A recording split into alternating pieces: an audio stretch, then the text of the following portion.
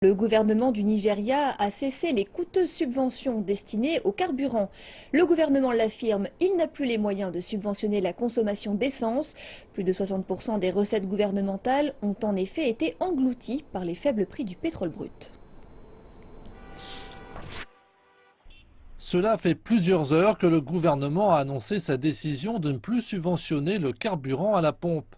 Partout dans la capitale nigériane, les automobilistes attendent pendant plusieurs heures, faisant la queue devant les stations-service. Pourtant, mettre fin à la pénurie de carburant est l'une des raisons avancées pour expliquer la suppression des subventions. Les prix à la pompe sont passés de 86 à 145 Naira. Au marché noir, le précieux liquide s'échange pour presque 3 fois le prix du marché.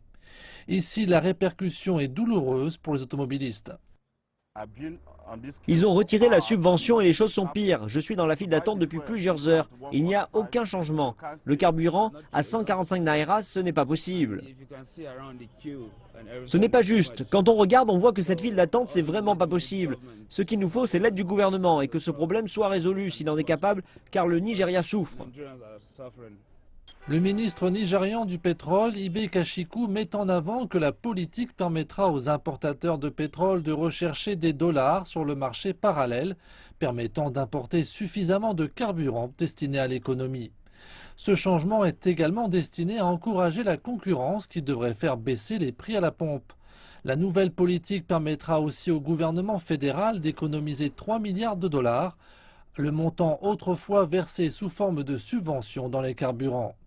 Certains observateurs de l'industrie estiment que les subventions aujourd'hui abandonnées étaient inutiles et qu'elles ont puisé dans les caisses de l'État sans aucune contrepartie. Malheureusement, c'est la tendance. Il est fort probable que le gouvernement assure le suivi de cette politique avec la dévaluation du Naira. En effet, je ne suis pas certain qu'il existe des marchés parallèles répondant aux besoins des importateurs en termes d'achat de carburant. En conséquence, tôt ou tard, la Banque centrale nigériane devra relâcher son contrôle du marché d'échange. Cela pourrait permettre davantage d'investissements étrangers dans le pays. En effet, bon nombre d'investisseurs ont suspendu leurs investissements. Les gouvernements précédents ont tenté de mettre un terme à ces subventions. La dernière tentative remonte à 2012. Elle s'était soldée par une flambée des prix. Et les syndicats se préparent déjà à y résister.